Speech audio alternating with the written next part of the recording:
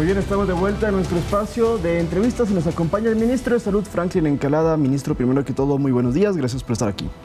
Buenos días a la ciudadanía, gracias por el espacio. Bienvenido. Queremos empezar hablando de un tema que si bien es cierto, vamos a hablar de salud, pero la seguridad también está inmersa en todo esto. Y usted esta semana denunció que 4 personas del Ministerio de Salud presuntamente habrían participado en extorsiones y en secuestro, en brindar información a estas bandas para que secuestren médicos. Inclusive se habla de una enfermera y una doctora que habrían participado en esto. Ministro, ¿ya fueron desvinculadas estas personas y se conoce si hay más funcionarios del ministerio que podrían estar involucrados o relacionados con las bandas? Claro, miren, cuando nosotros establecemos que existe un compromiso, en este caso negativo, no es solamente salud, como verá, es ya la parte de la seguridad de nuestros médicos. Entonces, y no solamente pueden ser médicos, pueden ser todo el personal de salud con información sensible. Entonces, ¿qué es lo que corresponde hacer? Corresponde poner la respectiva denuncia en fiscalía para que la autoridad empiece una línea investigativa que ellos tendrán que establecer cuál es el nivel de compromiso y cuántas son las personas que existen. Hasta este momento, lo que yo tengo de evidencia son las 4 personas. Pero entendamos algo, lo que hacían era extorsionar, vacunar a los médicos o iba más allá. Lo que se ha encontrado es la extorsión. Se le daba información a cierto grupo y esa información hacía que ellos tomen decisiones en base, qué sé yo, a recursos de los médicos, en base a algún tipo de economía que lleven, seleccionar a las personas para ser víctimas de este tipo de extorsiones. Señor ministro, ahora vamos a hablar de lo que ocurre en los hospitales de nuestro país, el abastecimiento de medicinas, que es una constante solicitud de los ecuatorianos. ¿Cómo está el proceso? Sabemos que en el mes de mayo estuvo sobre el 80%. ¿Cuáles son las perspectivas ahora para junio? Cuéntanos cómo va el abastecimiento en los diferentes hospitales del país. Mire, el abastecimiento de los hospitales, y esto es algo que ya lo venimos ya casi como que manteniendo en orden. Es actualmente la cédula de hoy. Tengo 80% a nivel nacional de medicamentos y estoy en el 78% con dispositivos médicos. ¿Qué es lo que nosotros observamos? Y lo que yo he venido observando es que nuestro stock de medicinas está allí, pero la demanda de algún tipo de medicamento en especial es mayor. Entonces quizás nos escasee ese producto.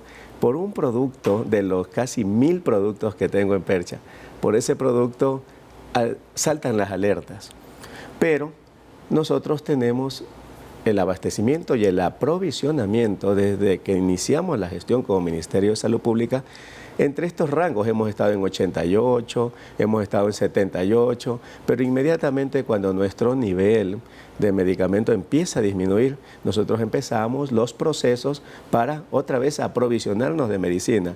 ¿Y a qué se debe esto que baja el nivel de medicamentos rápido?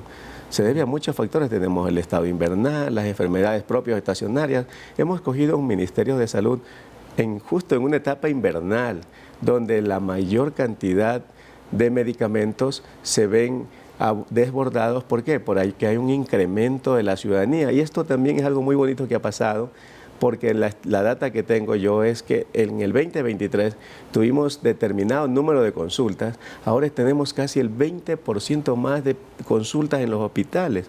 Y esto es bueno porque me da a mí una señal de que existe un poco más de confianza de la ciudadanía en acudir a sus hospitales, a sus centros de salud, porque ya ven el cambio, ya ven el abastecimiento de medicinas y nosotros también estamos encaminados a establecer el verdadero valor que tiene la salud, pero por el resultado. Para mí, en este momento decir que mi paciente venga al sistema sanitario y se lleve sus medicamentos ya no es suficiente. Yo quiero saber cómo está este paciente en una semana, en 15 días, después de su cirugía, cómo está, porque quizás nosotros hasta cierto punto como Estado, anteriormente nos sentíamos felices cuando ya el paciente se llevaba el medicamento. Pues ahora no, ahora muchos inclusive, alguna vez me llamó un ministro, me dijo que a un familiar lo han atendido en un centro de salud y después lo han llamado para ver cómo seguía. A eso queremos aterrizar. Justamente que el territorio, llame ese territorio a la personita que está más alejado del centro urbano. Esta personita quiero que evidencie cómo lo acompaña el Ministerio de Salud en su proceso para mejorar para evitar su enfermedad y mejorar su estado de salud normal. Señor ministro, este alto consumo de varios medicamentos están asociados a la hipertensión, están asociados a la elevación del azúcar, esos también son muy demandados. El presupuesto del Estado, un gran porcentaje se va a suplir precisamente esos medicamentos. ¿No se ha pensado tal vez en una campaña de prevención porque están muy relacionados también con el estilo de vida? Miren, si me da el tiempo se lo voy a explicar cómo hicimos el diagnóstico. Esto es, las enfermedades crónicas son, como lo dijo un querido amigo endocrinólogo, son como un elefante. Pero ¿qué ha hecho el Estado durante la historia con este elefante que se llama enfermedad metabólica? Le ha tratado el piecito, la cabecita, la nariz, la cola, una pierna, pero no hemos hecho algo integral para que esta enfermedad como tal no sea un parche, sino un conglomerado de disciplinas que actúen para intervenir sobre esta enfermedad. Y mire usted, nosotros estamos ahorita articulando con el Ministerio de Educación porque no solo se basa en ya tener el problema, sino se basa en corregirlo de raíz. Nosotros tenemos que empezar a enseñarle a nuestros niños en las escuelas el valor nutricional de sus alimentos. Mire usted, en la sierra tenemos la mayor cantidad de alimentos nutricionales, proteínas. Usted es muy sencillo ir en su carro y ver las plantaciones. Es muy sencillo.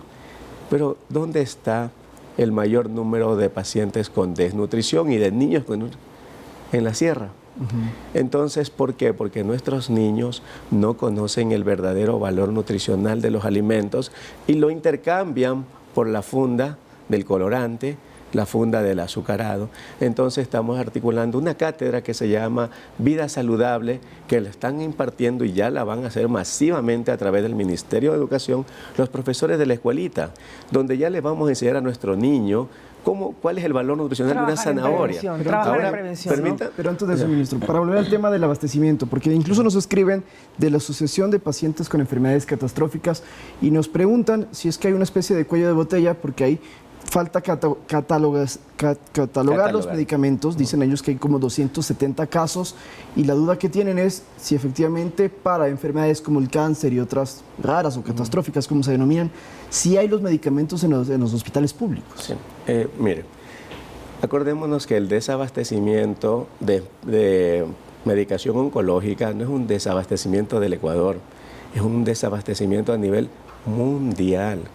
Lo mismo las insulinas, es un desabastecimiento mundial. ¿Por qué hay el desabastecimiento? Muchas causas han conglomerado para que esto ocurra, pero el país como tal, nosotros estamos aprovisionados con los medicamentos, habrá uno en especial, 2, pongamos 3 medicamentos que no lo tengamos, es efectivo, no lo tenemos, pero no se basa esta problemática en una falta de gestión de nuestros funcionarios, de nuestros gerentes, sino es porque tiene problemas el laboratorio en la producción y en cómo canalizar el medicamento desde el lugar de producción hasta el país. Es decir, no han llegado entonces, no tenemos por qué no han llegado. No han llegado, pero la gestión está realizada.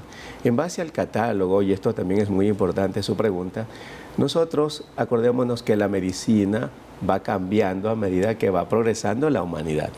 Y en ese sentido, nosotros en su momento teníamos 570 aproximadamente productos catalogados. Pero esos productos vienen catalogados de varios años atrás que hoy ya no tienen la eficacia ni la efectividad como en su momento lo tenían. ¿Por qué? Porque ya existe un medicamento mejorado. Claro. Y entonces en ese sentido también nuestros equipos que hemos hecho estamos iniciando el catálogo para 470 productos nuevos. Justamente, ¿por qué? Porque anterior, por así decirle, utilizamos el nalapril para la hipertensión, pero ahora ya pasamos a losartán y después vamos a pasar quizás a un mejor medicamento que lo queremos catalogar, justamente porque el medicamento, a medida que avanzan los estudios, la evidencia demuestra que es mucho mejor.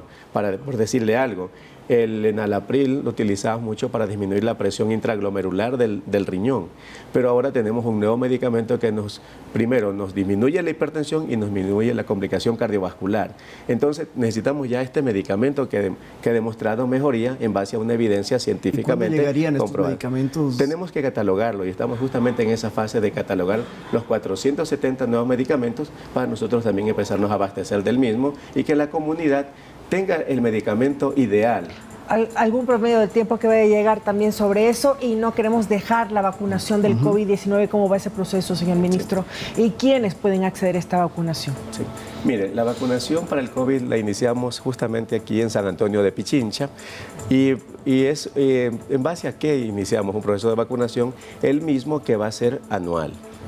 Vamos a hacer vacunación anual, o sea, si iniciamos nosotros en el mes de mayo, el próximo mes de mayo del 2025 vamos a hacer otra campaña de vacunación para el COVID, porque el COVID llegó y el COVID se quedó. Nosotros tenemos que aprender a vivir así como vivimos con la tuberculosis, vivimos con la influenza, vivimos con el dengue. Tenemos que aprender a vivir con otra enfermedad y así van a haber más enfermedades en las cuales la comunidad científica le va a dar una respuesta a esto. En base a su pregunta, ¿qué hacemos nosotros a quienes vamos a vacunar? Estamos vacunando niños, por ejemplo, que tienen enfermedades que inmunosuprimen, que les bajan sus defensas. Estamos vacunando a todas las personitas que tienen más de 65 años, a personas que tienen comorbilidades. Estamos vacunando a todos nuestros médicos, a todo el personal de salud. Estamos vacunando a nuestros policías, a nuestros militares, que son los que nos protegen. Entonces, y aparte también a las personas que transportan carne, a las que transportan alimentos. O sea, sí hemos abarcado una parte de la sociedad que tiene más contacto, digámoslo así, para evitar que vayan a enfermar. Aparte de esto, nosotros en el mes de mayo nos llegó 250.000 dosis de vacuna de la marca Moderna, que es una muy buena vacuna, muy confiable, muy compatible, para poder iniciar este proceso de vacunación, y nos van a llegar en 6 meses más 250.000 dosis más. Esto representa una inversión de $8 millones a través de un fondo rotatorio que lo tenemos con la Organización Panamericana de la Salud, quien también nos apoya en estos incentivos. Es decir, estas 250.000 que llegan también van a ser para grupos vulnerables. Así es. Por eso una persona, digamos, de mi edad, que tiene 30 años, no va a encontrar un sitio donde vacunarse, ¿entendería así? O sea, la población general más adelante no va a vacunarse. La población general que no tenga ninguna comorbilidad, que tenga todos su inmunocomplejo sanos, no necesitaría. La evidencia señala eso. Excelente. Bueno, muchísimas gracias por acompañarnos, señor ministro. Muchas gracias a Buenos ustedes. días. Un saludo a la ciudadanía. Bueno, con esto entonces hemos terminado nuestra entrevista con Franklin Encalada, ministro de Salud. Le damos paso a Mili Zambrano, que nos tiene más información.